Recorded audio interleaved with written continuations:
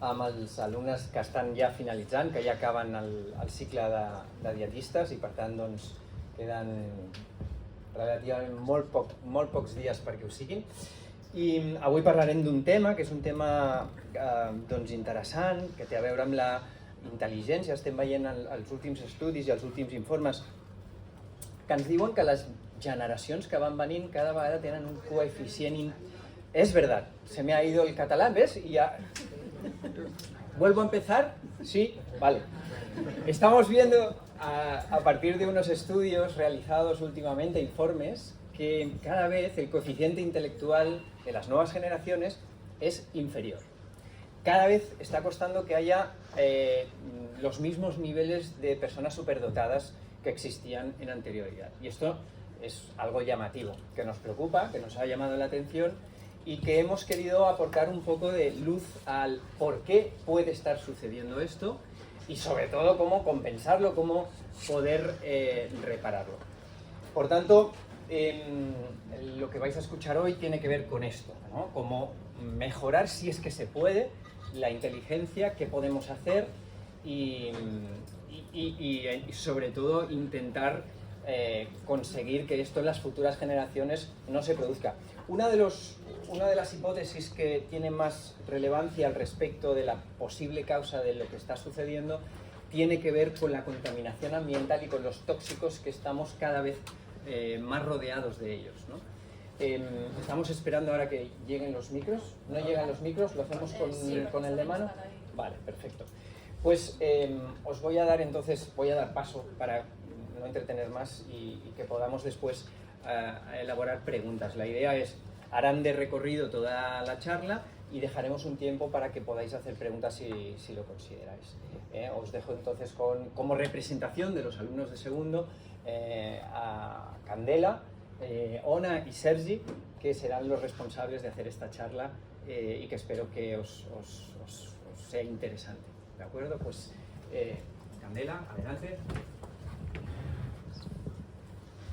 Hola, buenos días. Como ha dicho Marc, somos los alumnos de segundo curso del grado superior de dietética del Centro de Rulle de Llúria y hoy, junto con mis compañeros Sergi y Ona, os vamos a presentar un trabajo que llevamos semanas preparando junto con el resto de compañeros de clase. El tema que vamos a tratar hoy es la relación que existe entre alimentación e inteligencia. Ya sabéis que el tema de la nutrición lleva muchos años en auge, es muy importante por toda la relación que tiene con el tema salud, los hábitos y demás. Y bueno, como somos personas de datos, vamos a empezar con un estudio científico. Vale, aquí lo tenemos. Este estudio viene del Centro de Economía de Noruega. En él, una serie de científicos cogieron desde 1970 hasta 2009 a una serie de jóvenes entre las edades de 18 y 19 años. Esta edad es principalmente porque es el máximo potencial que le podemos dar a nuestro intelecto, donde mayor capacidad de procesamiento de información. Y lo que hicieron fue estudiar un poco el coeficiente intelectual.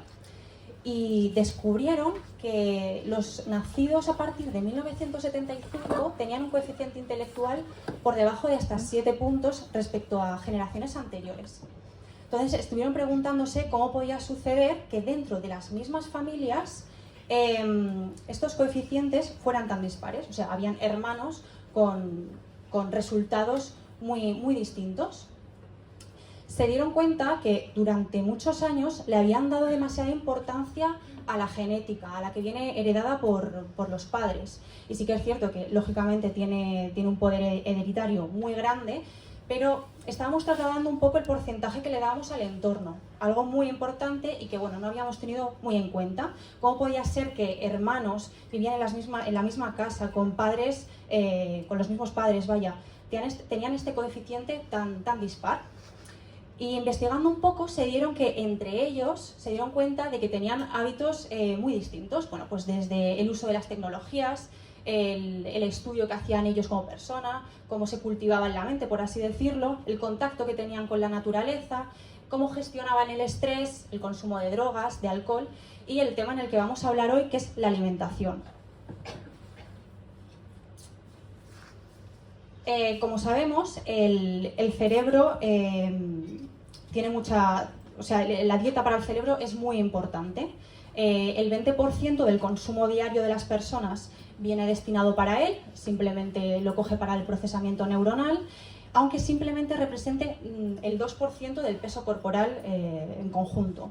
De ese 20%, 2/3 partes están destinadas al uso de las neuronas, a los transmisores, y el tercio restante pues, para toda la transmisión y correcto funcionamiento de estas neuronas.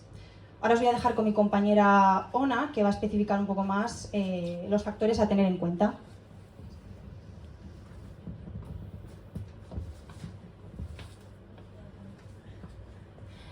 Bueno, como venía diciendo Candela, yo os voy a comentar un poco los factores a tener en cuenta y en primer lugar empezaremos por aquellos que nos afectan de forma nociva. En primer lugar estaría el alcohol. Como bien sabemos, es una droga de la cual hacemos un uso excesivo, ya que está muy normalizada en nuestra sociedad. Y además el consumo cada vez se hace a edades más tempranas, en las cuales los jóvenes aún se encuentran en fase de maduración cognitiva. Según un estudio realizado por la Universidad de Oxford y la University College of London, se analizó durante 30 años el consumo que hacían las personas y el impacto que podía tener en su función cognitiva.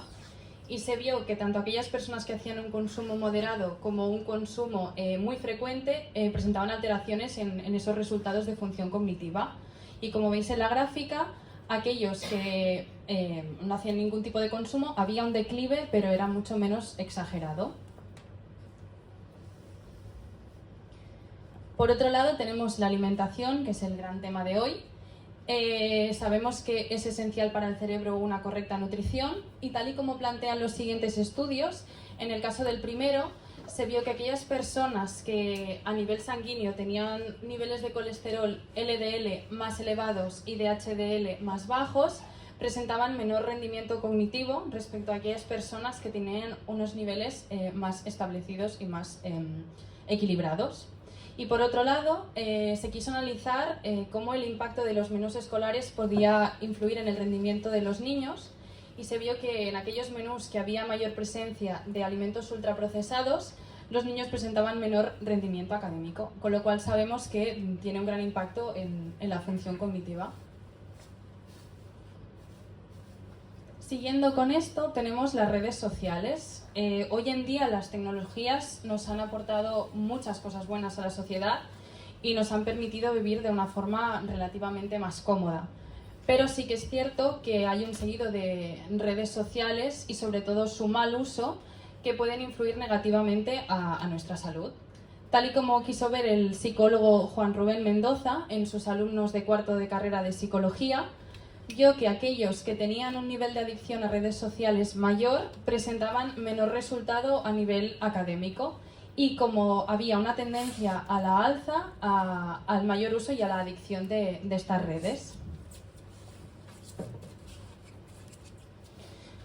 Otro punto muy importante sería los cambios que se pueden producir en el sueño. Sabemos que dormir es esencial para que se produzcan un seguido de reacciones de reparación a nivel orgánico y sabemos también que aproximadamente es necesario dormir entre 6 y 7 horas para poder tener mejoras en este rendimiento cognitivo.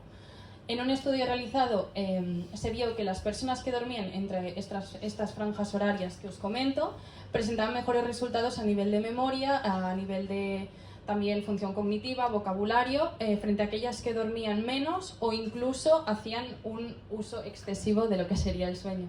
Es decir, el sueño debe ser de calidad y suficiente, tampoco en exceso. Y bueno, este sería el mismo estudio, pero en hombres, y también las mismas franjas de 6 a 7 horas son las que obtenían mejores resultados. Por último, en cuanto a los factores nocivos, tendríamos el sedentarismo. Como bien sabréis muchos de los que estáis aquí, es uno de los principales factores de riesgo en enfermedades de hoy en día y, como no, el cerebro también se ve muy afectado por este estilo de vida que tenemos hoy en día, ¿no? Va encaminado muy a trabajamos sentados, estudiamos sentados, nos movemos con transporte público, prácticamente no usamos las escaleras Con lo cual la OMS desde hace mucho tiempo ya analizó estos parámetros y se vio como en un estudio el 78% de los niños encuestados y el 85% de las niñas no realizaba un mínimo de 1 hora de actividad física, que me diréis que es muy poco, pero no se hace. Y ahora venimos a la parte buena, que es la que interesa, ¿no? Que debemos hacer un poco. Venimos hablando de sedentarismo, pues deporte y ejercicio de alta intensidad. El deporte puede contribuir a la mejora de la salud mental, a unas mejores funciones cognitivas, a tener mejor memoria y además también contribuye en los procesos de estrés, ansiedad y depresión que muchas veces entorpecen nuestro estudio. Según un estudio realizado en niños en Polonia, se vio que aquellos que tenían ligada a su rutina diaria algún tipo de deporte presentaban mejores resultados académicos frente a aquellos que no la tenían. Y también en un estudio realizado en deportistas de alto rendimiento, aquellos que estaban sometidos a una intensidad física elevada presentaban mejor respuesta a la hora de tomar decisiones de forma eficiente y rápida.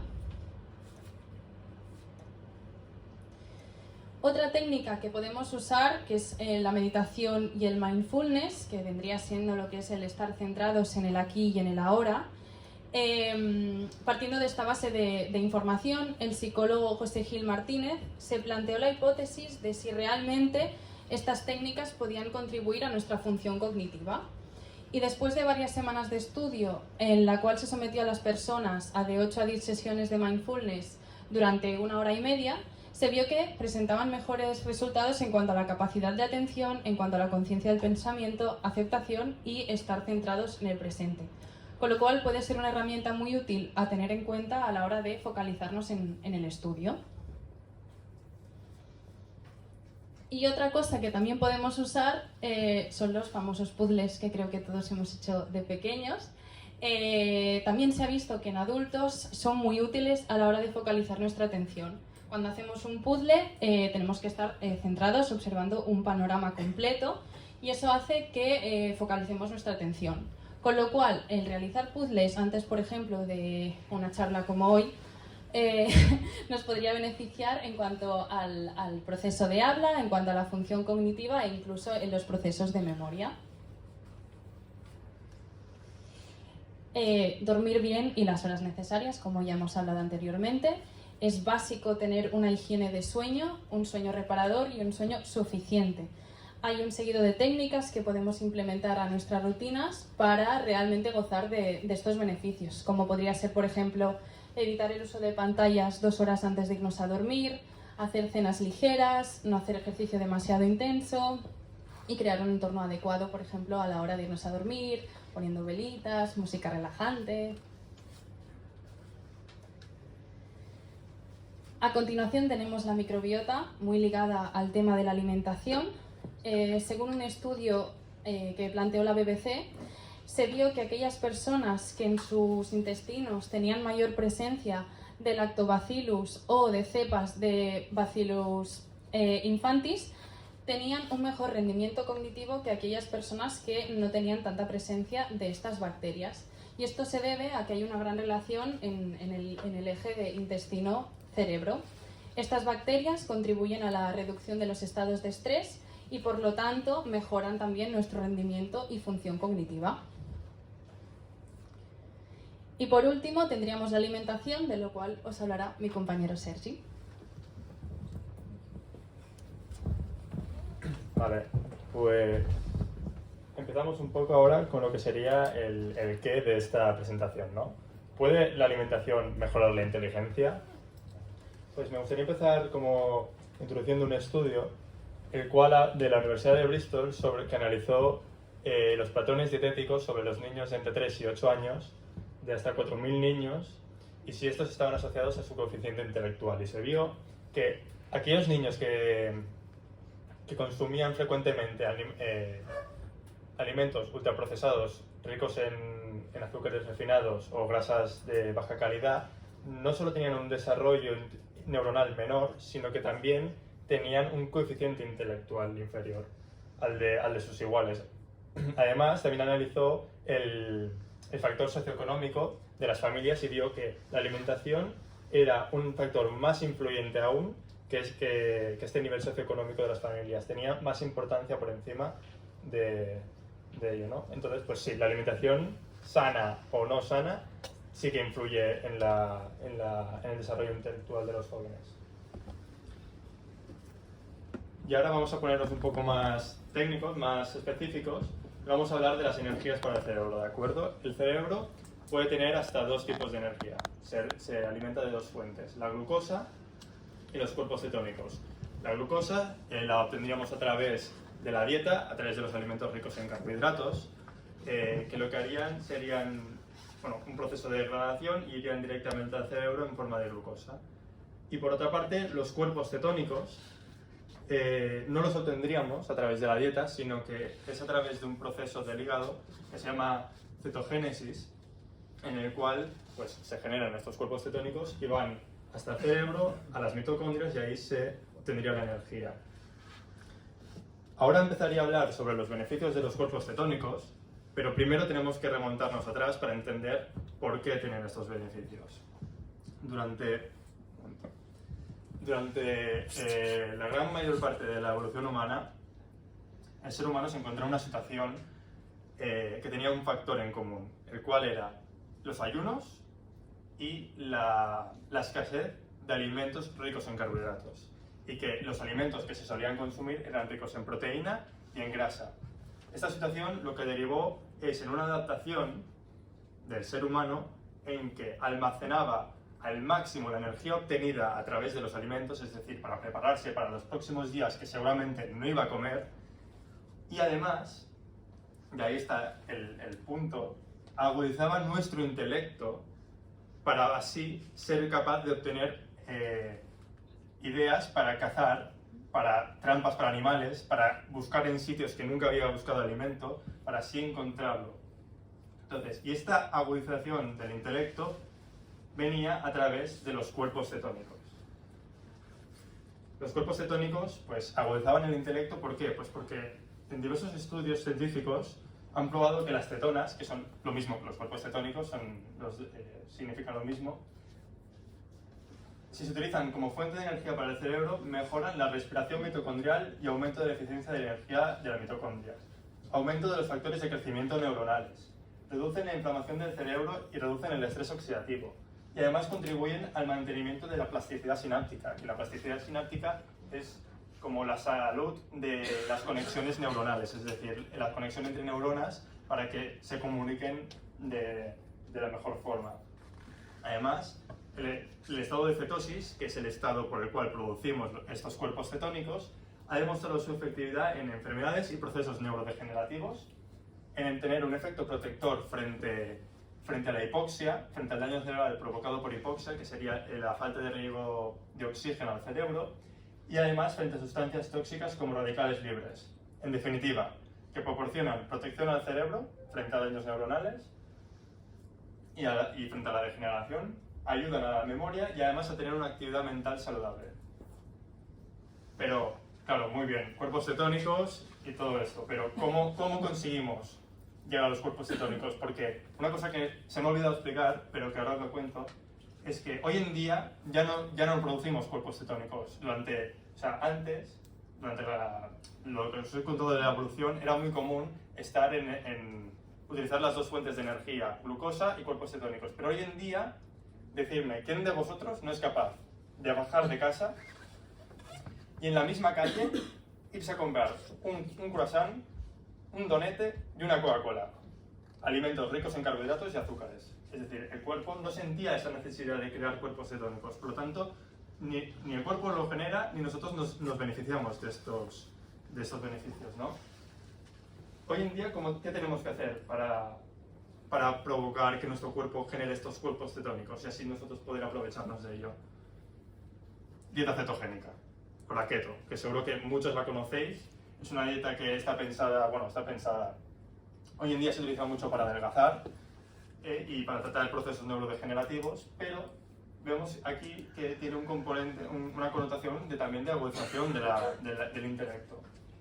Lo que hace la dieta cetogénica es el equilibrio de macronutrientes de forma de que se consiga este estado de cetosis. Lo que se haría es bajar mucho el nivel de carbohidratos hasta un 5%, aumentar las grasas hasta un 70 o 75% y subir un poquito las proteínas hasta un 20%, que normalmente suele ser 15%, pero estaría en un rango normal. Aquí lo que cambia sobre todo son las grasas y los carbohidratos. En este estado, en estado de cetosis, durante la dieta cetogénica, lo que conseguiríamos sería que nuestro cerebro se alimentara un 30% de carbohidratos, que sería esta pequeña parte del 5% de la dieta y otra parte de la gluconeogénesis, que sería a través de los ácidos grasos de nuestro cuerpo se transformarían en glucosa, y el 70% restante serían cuerpos cetónicos, y ahí es cuando tendríamos los beneficios de los que os acabo de hablar. Y cabe recalcar que hasta 20-50 gramos de carbohidratos al día se permiten dentro de esta dieta, si no, no se logra llegar a ese estado de producción de cuerpos cetónicos. Además de la alimentación, también hemos querido hacer un apartado de suplementación, y aquí los que se llevan la estrella total son los nootrópicos. Los nootrópicos son sustancias que lo que hacen es estimular la producción de ciertos compuestos neuroquímicos en nuestro cerebro, como enzimas, neurotransmisores, hormonas, que lo que hacen es estimular el metabolismo del cerebro y facilitar la utilización de glucosa, el transporte de oxígeno, estimular el crecimiento neuronal, etc. Y aquí lo que vemos es que optimizan la memoria, la concentración, creatividad y atención. Algunos de ellos podrían ser, por ejemplo, el extracto de arándanos, sobre todo por su alto contenido en polifenoles, en concreto las antiocianinas y antioxidantes, que se ha visto que logran atravesar la barrera hematoencefálica. La barrera hematoencefálica es la barrera por la cual llega energía, llegan compuestos a nuestro cerebro, que esto lo que hace es bloquear que otras moléculas no se cuelen, porque que se cuelen toxinas, por ejemplo, en nuestro cerebro, pues no sería un gran plan. Pero se ha visto que estos compuestos sí que pueden atravesarlo y mejorarían la oxigenación cerebral, la memoria, el estado de ánimo y atención. Otro compuesto que podríamos considerar nootrópico sería la creatina, que seguro que muchos conocéis, ya que se usa mucho en el mundo del deporte. Y de hecho es una de las sustancias con más respaldo científico en el mercado, y esta lo que haría sería dar más energía a nuestro cerebro. Se juntaría con la molécula de ADP, que es la molécula precursora del ATP, que es la moneda de intercambio de energía, es decir, es como las monedas de energía. Por lo tanto, lo que haría sería aumentar aún más las funciones cognitivas dándole un chute de energía. La L-teanina, que hace sinergia con la cafeína, es decir, esto para los que os guste el café os interesa bastante, que lo que hace es aumentar la atención y la concentración y un estado de alerta como el café, pero sin ese nerviosismo y ese excitamiento tan nervioso, tan ansioso del café. Por lo tanto, es muy interesante para juntarlos los dos. El alfa-GPC, que eleva los niveles de acetilcolina, que es un neurotransmisor esencial para la memoria y el aprendizaje. Y por último, Bacopa monnieri, que es una planta que se utilizaba ya en la antigua India y se utilizaba sobre todo para la reducción de ansiedad y la memoria, sí, mejorar la memoria. Y hoy en día la ciencia ya da respaldo a su efectividad. De hecho, sus beneficios son dados por las moléculas, yo lo ponía por aquí, por los bacósidos, que parecen mejorar esta transmisión sináptica, es decir, las carreteras de conexiones entre neuronas. Y cabe decir también que hoy por hoy los nootrópicos no están prescritos para mejorar el intelecto, bueno, mejorar no, potenciar el intelecto de la población general, sino más bien para el tratamiento de patologías. Pero aquí vemos que podríamos utilizarlos perfectamente como potenciadores cognitivos. Otro apartado de suplementación más complementario serían los adaptógenos. Los adaptógenos, como su palabra dice, significa de adaptación. Lo que nos dan son una resistencia al estrés, ya sea químico, ambiental, emocional, físico, el que sea, nos da un plus de resistencia que lo que hace es aguantar mejor la situación. A veces el estrés nos desborda e incluso nos puede causar ansiedad o depresión. Pues los adaptógenos lo que haría sería darnos una resistencia más para que nos cueste más llegar a ese punto de desgasto. Cabe decir, eso sí, hay que diferenciar entre el estrés agudo y el crónico. El agudo espabila mucho al cerebro y le da mucha caña y es muy interesante porque potencia las funciones cognitivas. Pero el crónico es un asesino neuronal en toda regla, es decir, lo funde las baterías del cerebro y lo que hace es que no funcione como sería debido. Algunos de los más conocidos de adaptógenos y que tienen más respaldo por la ciencia son la ashwagandha, KSM66, que significa que es un extracto de la raíz, que es donde tiene más principio activo. Que, por ejemplo, aquí veríamos una gráfica, el cambio del cortisol, que es la hormona del estrés, en sangre por el placebo o por ashwagandha. Otros serían el ginseng, la maca o la rodiola. Y ya para acabar con suplementación, queríamos poner unas sustancias que son vitales para el rendimiento cognitivo y para una salud neuronal, pero que no cabían dentro de la definición de nootrópicos y tampoco de adaptógenos. Estos son, por ejemplo, el omega 3, DHA sobre todo, que es esencial para tener un sistema nervioso central sano. Y además, esto es un punto muy importante, es imprescindible para el buen desarrollo y la formación de las neuronas y del sistema nervioso central del feto durante el embarazo. Es decir, una suplementación a una mujer embarazada sería esencial para que el niño o niña que naciera más adelante tuviera su máximo potencial, es decir, llegara hasta donde puede llegar sin tener ninguna restricción encima, por así decirlo. Además, un metaanálisis que comparó 20 estudios relaciona la alta ingesta de omega 3 con una reducción del deterioro cognitivo, es decir, para el envejecimiento saludable, sobre todo a nivel de mente, muy interesante también. Y recalcar que la mejor suplementación a nivel de omega 3 es en forma de fosfolípido, no de triglicérido, ya que se absorbería mejor, y de origen de krill, que es más sostenible, más que el de origen de pescado. En personas sanas, entre 250 y 500 miligramos de DHA y EPA combinados, que EPA es la otra molécula que forma el omega 3, sería perfecto. La fosfatidilserina, al igual que el omega 3, es un fosfolípido que se encuentra en el cerebro en abundancia y sobre todo en las membranas celulares.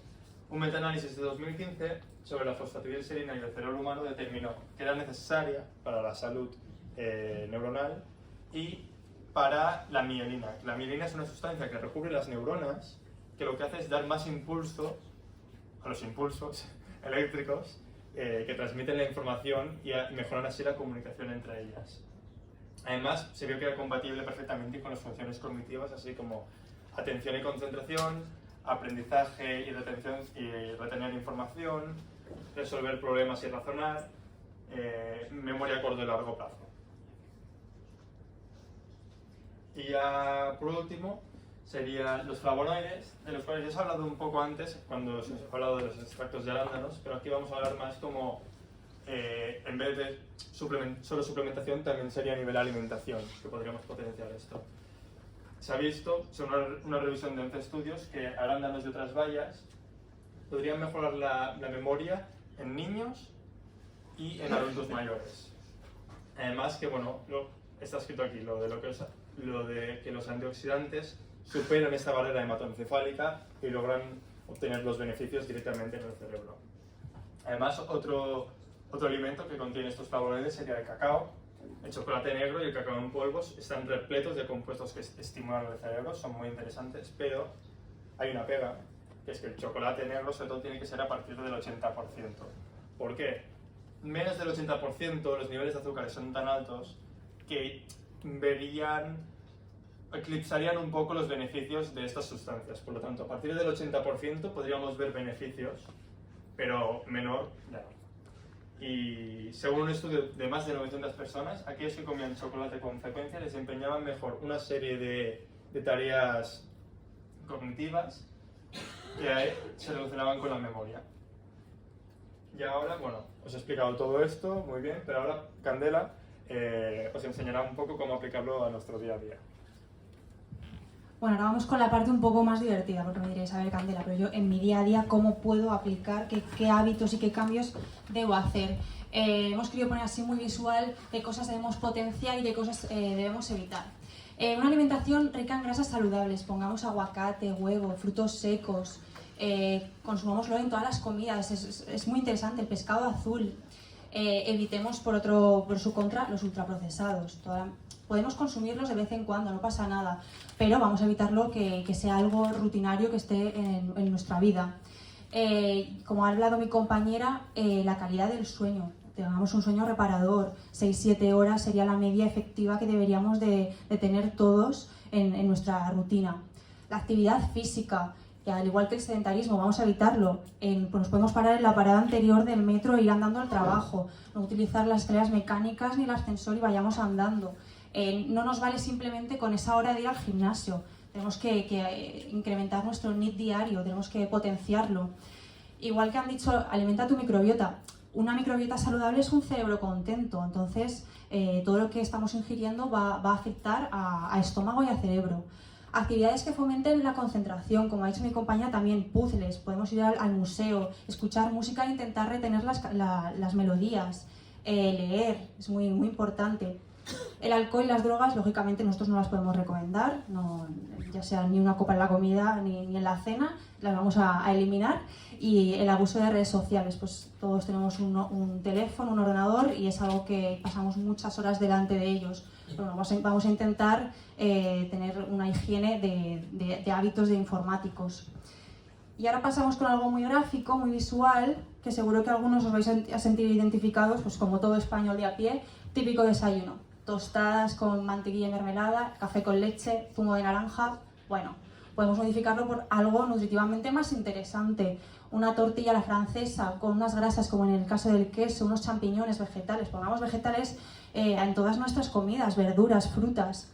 Para comer, venga, otra vez, macarrones con chorizo y el queso por encima. Y para cenar, otra vez, tortilla de patata con el pan. Hombre, vamos a intentar controlar esta ingesta de carbohidratos. Pongamos proteínas de calidad, el salmón, el huevo, las gambas, más vegetales, más verduras, el aguacate, los germinados. Parece que nos quitan un poco los carbohidratos de la dieta y no sabemos muy bien cómo movernos. Pues tenemos 1000 variedades y 1000 combinaciones y, como veis, según lo que pienso yo, muchísimo más apetecibles que las de arriba. Pues intentemos fomentar, crear un menú y tener un hábito rutinario de cocinar lo que vayamos a comer. Y bueno, esta sería un poco la charla y la conclusión que queremos llegar y queremos deciros es que, bueno, el entorno y más concretamente la alimentación, como hemos dicho, es muy importante para llegar a ese máximo potencial a nivel de inteligencia. Los hábitos saludables y la modificación de los nocivos y los tóxicos que tenemos a nuestro alrededor también nos ayudaría a rendir al máximo. Y un punto muy importante es que nosotros no podemos aumentar nuestro coeficiente intelectual. Esto es algo que tenemos que tener en cuenta por muchos buenos hábitos que hayamos incluido. Pero lo que sí que podemos hacer es llegar a nuestro máximo potencial a través de todo esto que os hemos contado. ¿Cómo podemos alcanzar esto? Bueno, pues a través del ayuno, los cuerpos cetónicos, que es lo que ha contado un poco mi compañero, a través de la dieta cetogénica, que ayudaría a llegar a nuestro máximo. Y bueno, simplemente muchas gracias por la asistencia. Queríamos hacerle una mención especial a nuestro profesor, a Marc, por este año en dietoterapia, que nos ha enseñado muchísimo, y gracias por la oportunidad de estar aquí.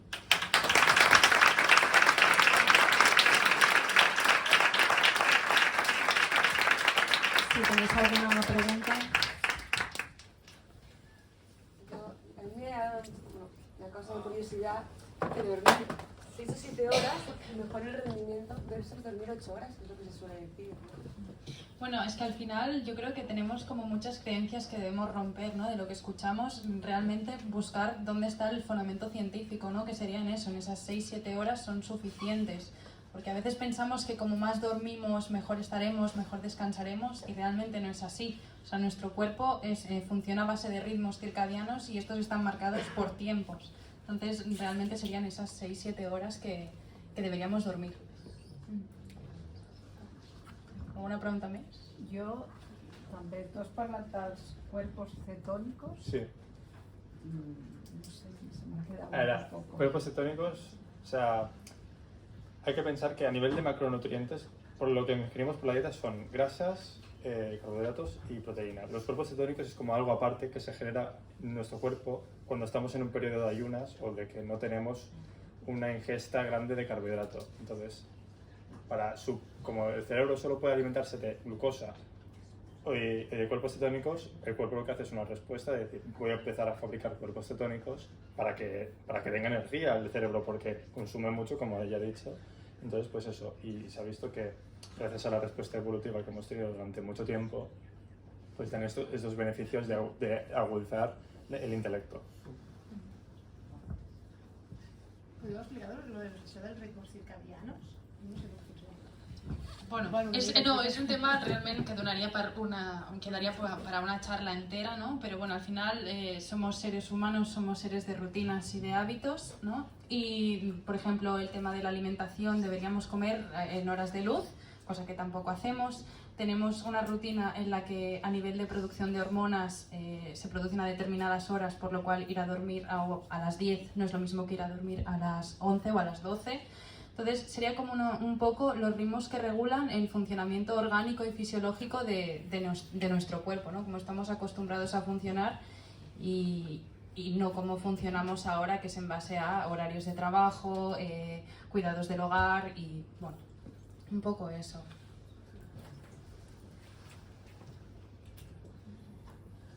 Felicitar-vos, m'ha agradat molt la xerrada. Sigueu sincers, heu fet un puzzle abans de donar la xerrada? Ojalá. No, o sea, yo de verdad que he dado un montón de consejos que hoy lo pensaba y creo que solo hemos hecho el desayuno keto. El resto, nada. O sea, no podía poner la pieza del tembleque. ¿El ayuno no te sobreoxida, no te envejece a la larga? No, No, al contrario. Todo al contrario. O sea, es necesario dar unas horas de... Bueno, si puedes explicar tú, sí. O sea, el ayuno, al final, hay que pensar como... Tampoco hace falta llegar a pasar hambre excesiva durante el ayuno, pero estas horas de ayuno, que a lo mejor son 12 horas nocturnas, de entre cena y desayuno, o 14 o 16, lo que hace es le da tiempo y espacio a tu cuerpo a regenerarse, a recuperarse, porque cuando estamos comiendo al final estamos dando trabajo a todo el sistema digestivo y a todo el metabolismo. Entonces lo que hacemos es darle un tiempo, decir, vale, ahora descanso, me recupero y estoy mejor. Si no, lo que hacemos al no dar tiempo a que hayan pequeños ayunos es desgastar de tanto uso. ¿El 24 sería viable? Hay ayunos de 24, pero ya tienen que ser más marcados. A lo mejor si no tienes a lo mejor muchos conocimientos, deberías acudir a un dietista o un nutricionista que te aconsejara y te ayudara. ¿Hablan de un ayuno diario, o sea, nocturno? Sí. Sí. Al decir ayuno, uno piensa una semana, 2 semanas. No. No es necesario, no es necesario. Sí, exacto. Por ejemplo, el ayuno de 16-8 se puede hacer de continuo. Totalmente. Sin dejar Estupendamente. de continuo, como Sí. hábito de De hecho, vida. yo lo practico y... Vale, es que Sí. eso pregunto. Yo quería mencionar que no porque diga tu vecina Paquita que le funciona el ayuno, a ti te tiene que funcionar. Es una herramienta, sí, y es importante, yo creo, al principio cuando nos estamos introduciendo y no sabemos muy bien del tema, informarnos, acudir a un dietista. Bueno, tenemos que potenciarlo, ¿no? Eso. Sí, porque a veces no sabes la ingesta de después, hay que gestionarla bien, hay que saber un poco formar bien el plato. Hola, yo quería preguntar si, por ejemplo, una dieta cetogénica, que a veces es como más difícil de llevar todos los días a cabo, si una dieta general low carb y con ciertos días cetogénicos sería también saludable a nivel cognitivo. Sí, o sea, al final la diferencia entre low carb y cetogénica al final es que llegas a este punto de cetosis, de crear los cuerpos cetónicos. También quiero decir, que no lo he mencionado, pero la dieta cetogénica se ha de romper. Es decir, no puedes estar en cetosis, o sea, puedes estar haciendo, o sea, es bueno estar en cetosis, pero hay que romper estos puntos para que haya flexibilidad metabólica y tu cuerpo sepa manejar tanto una fuente de energía como la otra. Entonces, una low carb con periodos de keto para entrar en cetosis y salirte sería perfecto. Sí. Antiguamente, me acuerdo yo que a los niños, a veces el médico les decía que tenía una enfermedad que se llama cetosis o algo así, ¿no? Tenía acetona. Tenía acetona. Acetona, el niño con Claro, acetona. tenía acetona, sí. Y lo calificaban como una anomalía. Exacto. A mi marido le pasaba. Y le daban Coca-Cola. Muy buena decisión. Lo lo interpretaban mal. Entonces. Sí, Bueno, sí, sí. Y se sigue. Se sigue interpretando mal. Sí. Por desgracia hay muchos médicos que no acaban de entender la diferencia entre una cetoacidosis diabética, que sí es un gran problema, y una cetosis natural en alguien que no tiene ningún problema en ese sentido. Por desgracia esto está creando mucha confusión. Es hora ya de que se empiecen a dejar las cosas claras en ese sentido. Pero sí, se hacía, yo lo viví en mis carnes y me hinchaban a Coca-Cola cuando tenía cetonas. Fantástico, remedio. Con respecto a las horas de sueño, ¿es igual si te acuestas a las 10, a las 11, a las 12, a la 1, a las 2, siempre y cuando mantengas las 7, 8, 6 horas? No. Es lo que le comentaba a ella, al final deberíamos respetar al máximo los ritmos circadianos, que son los ritmos a los que desde siempre hemos estado acostumbrados. O sea, lo normal no es lo que hacemos ahora, no es lo que hemos estado haciendo evolutivamente. Igual que con la alimentación, los hábitos de sueño es lo mismo. Entonces, a nivel de producción de hormonas, se sabe que el máximo rendimiento, digamos, hormonal a la hora de ir a dormir no es a las 12, es a las 10. Con lo cual, si tú ya te pasas de esta hora, ya es como que ya no gozas de estos beneficios, ¿no? El cuerpo produce las cosas cuando toca por algo, ¿no? Entonces, no, para nada es lo mismo irte a dormir a las 10 que a las 12, aunque sean las mismas horas. Entonces, lo recomendable sería irse a dormir a ¿qué hora? Cuando el sol se pone, exacto. O sea, haces la última ingesta aproximadamente 2 horas antes de que se vaya el sol, por ejemplo, ahora a las 7, 7 y media o así, y a las 9 y media, 10 estar en la cama y... ¿Pero entonces cambia verano e invierno? Sí, se tendría que adaptar a las horas de luz, sí. Al final, es complicado. Al final somos animales diurnos y nuestro funcionamiento corporal se rige por eso, por las horas de luz. Está yendo en Suecia y allí, al norte de Suecia, hay horarios. Lo tienen complicado ahí, sí. Y yo no podía dormir, tuve que comprar unas cortinas negras porque a las 4 de la madrugada era de día. Sí. Y a esas cosas, ¿qué pasa? La gente se tiene que adaptar allí, ¿no? Claro. Sí, no, realmente te tienes que adaptar donde vives, pero también tenemos que ser conscientes del impacto que tiene eso en nuestra salud. Por ejemplo, en los turnos nocturnos, la gente que duerme de día vivirá seguramente menos años, o sea, envejece más rápido, digamos, que una persona que tiene un turno de día. Entonces, sí que es verdad que hay que adaptarse al entorno un poco, pero... Sí, mi hijo se adapta rápido a todos sitios donde va, porque mi hijo hubo una temporada, al menos soltero, que trabajaba en turno de noche, y yo le dije, eso es peligroso. Pero claro, como fue un tiempo, luego dejó y lo cambió, y luego se fue a Suecia. O sea, siempre está adaptándose, ¿no? Al entorno. Ya. Sí. Pero no lo mantiene por o sea, no. Sea nocturno no lo mantiene, ¿no? Pero... Ya. No, es que es eso. Y luego coges el avión, para aquí, para allá. Claro. La vida no está montada para eso.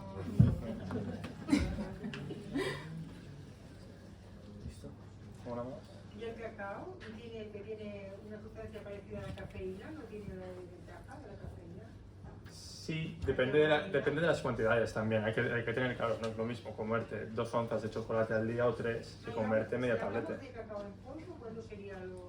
Si es cacao en polvo 100%, yo creo que una cucharadita... ¿Una cucharadita? Sí, una cucharadita de postres. Bueno, claro, o sea, al final si estás acostumbrado al café a lo mejor, claro, y los intentas sustituir... Sí. Bueno, es adictivo todo.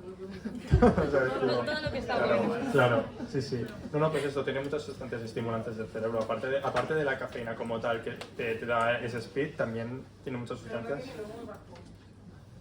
Claro. Ya, pero la diferencia de que no tiene azúcar también es una ventaja. Si vas a consumir 3 y vas a evitar que comas otro tipo de alimentos, ¿sabes? Es un poco el balance. 3 cucharitas de cacao puro va a evitar que me coma 1 onza de chocolate blanco. Sí, pues entonces podemos mantenerlo. Bueno, o una bollería, ¿no? Cualquier otra cosa. Equilibrio.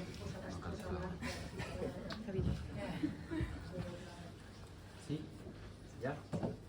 Pues nada, para acabar, ya veis que no hay que ir a MediaMarkt para ser más listos. Eso se puede aplicar, ¿eh? Gracias por la asistencia, espero que lo hayáis encontrado interesante y un placer, como siempre.